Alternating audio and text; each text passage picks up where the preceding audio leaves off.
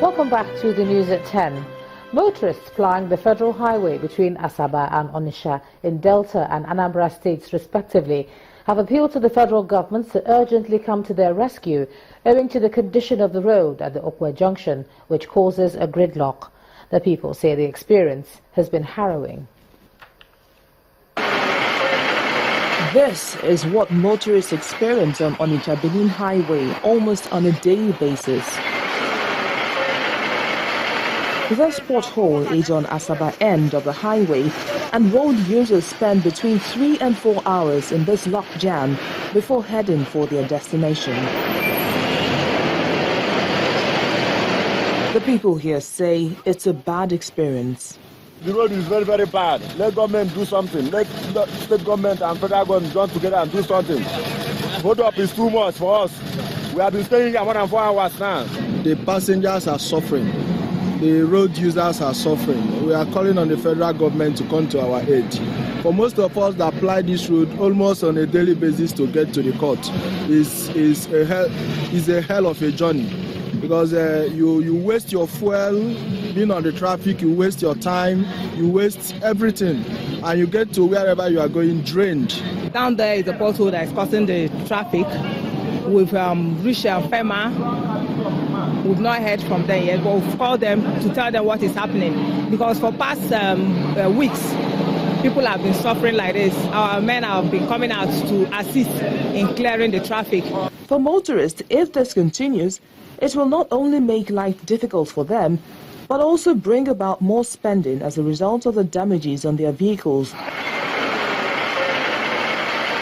This road is a major entry and exit point into the eastern part of Nigeria, and road users say it's only fair enough that concerned authorities fix the road as quickly as possible.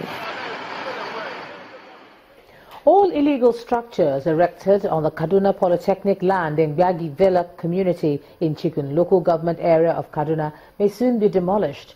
And that's according to the state governor, Naira N305, who visited the community to assess the level of encroachment by the residents. He warned the residents of the state to desist from acquiring land belonging to the state government.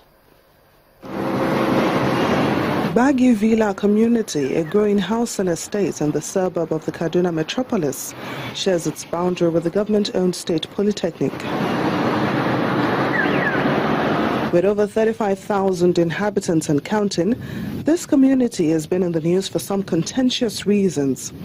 Developers and individual owners are said to have illegally built on a disputed land belonging to the Kaduna State Polytechnic. Residents are worried about this situation. They hope the state government reconsiders its decision to retake the land. Governor Naira N305 is here on a fact-finding plus assessment tour. These buildings will have to go. We do not condone illegality in this state. And in Kaduna State, you cannot hide behind your religion or your ethnic group to break the law and get away with it.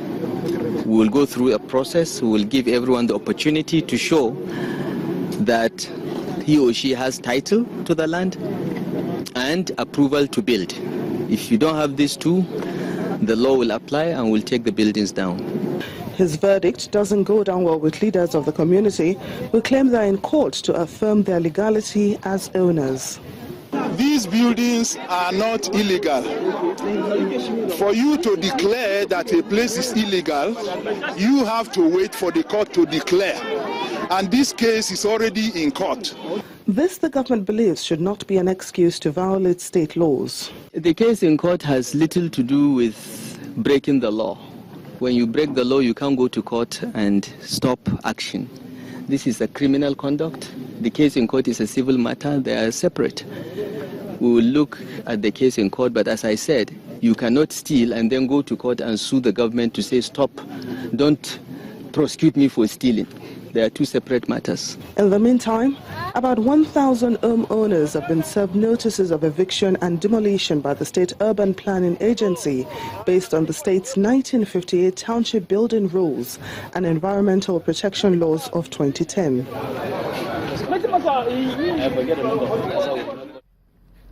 Let's cross over to business news. Here's Anne Waudu.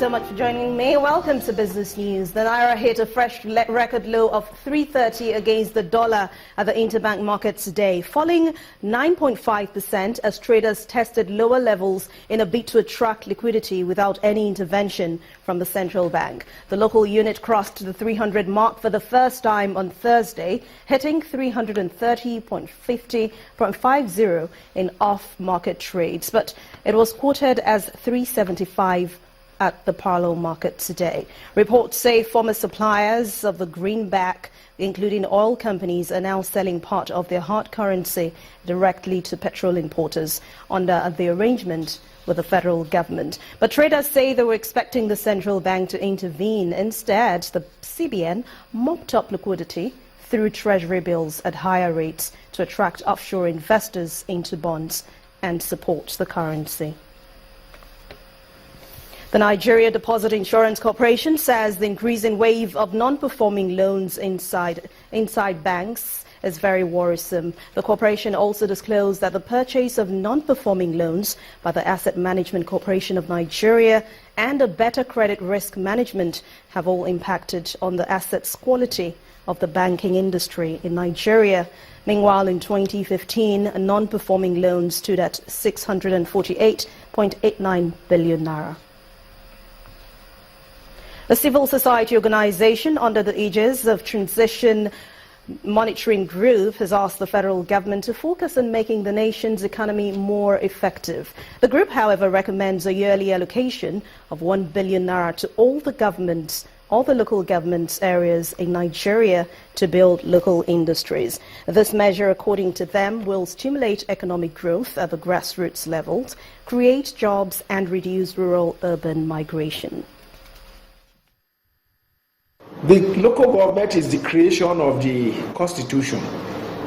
So if in your own understanding, you now make it the focus of economic development, putting 1 billion naira in each local government for this year, as industry is springing up in the local governments in Kano, is springing up in the local governments in Edo, in Cross River and all the rest. So people will not even have much time to be talking about all these religious and ethnic divides. So it will reduce tension in the polity, it will enhance economic development, and then it will reduce social security, the insecurity that we are seeing in the city. And even the pressure in the city would have reduced. While sell pressure continues to dominate the local equities market, the benchmark index completed the week with a 5th consecutive losing streak, hitting a 13-year low, while the equities market lost 116.1 billion naira today. Let's now join Bolaji Akinwale for the details.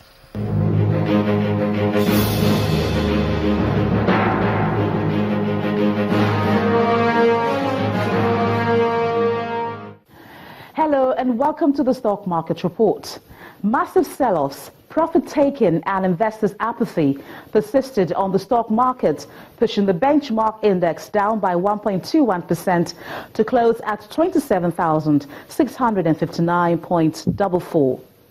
The market's capitalization also dipped further to 9.4 trillion naira from 9.6 trillion naira.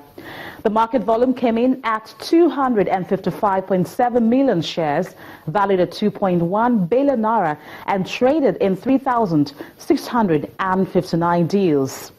14 losers were recorded on the price chart, led by Custodian and Allied Insurance, United Capital and Ecobank Transnational Incorporated. The top gainers for the day from a list of 20 were International Brewers, Berger Paints and Red Star Express. Financial stocks sustained dominance on the volume chart, led by Zenith Bank, Skybank and United Capital. And that's a check on the day's figure. I am Bolaji Akinwale.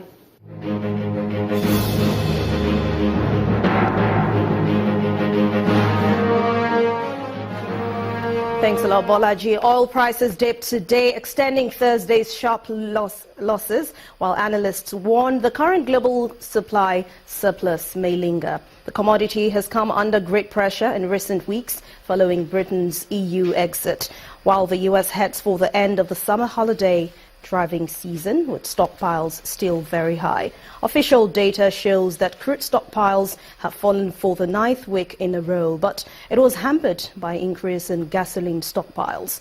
Brent crude fell by 76 cents to $45.44 a barrel this afternoon, and it's on track for a 4.5% decline for the week. Major markets ended Friday mixed as investors digest mixed earnings and new PMI figures for the UK and the Eurozone economy. Here are the numbers.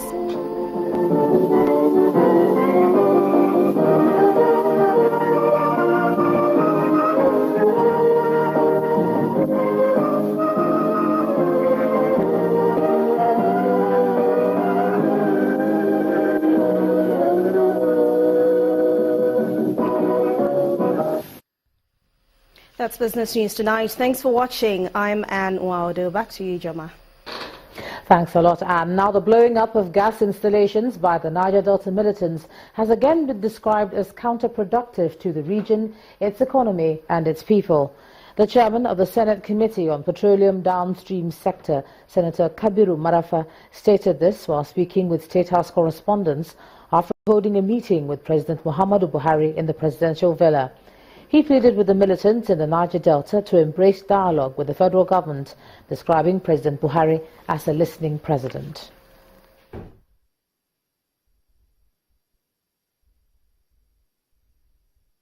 This is just madness as far as I'm concerned. You continue to blow this thing, they continue to use your money to repair it, and there's a lot of things. And that is just one aspect. The second aspect is the environmental problem you are causing. And you are causing it to your immediate community.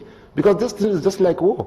Anybody that calls war to his own house or his fatherland is a fool. Because in the process of doing everything, look at Syria, look at Iraq. Would you want anything near that to happen to you? I don't think what they are doing is right. If they have grievances, we have a president that listens. We have a president that is very, very compassionate.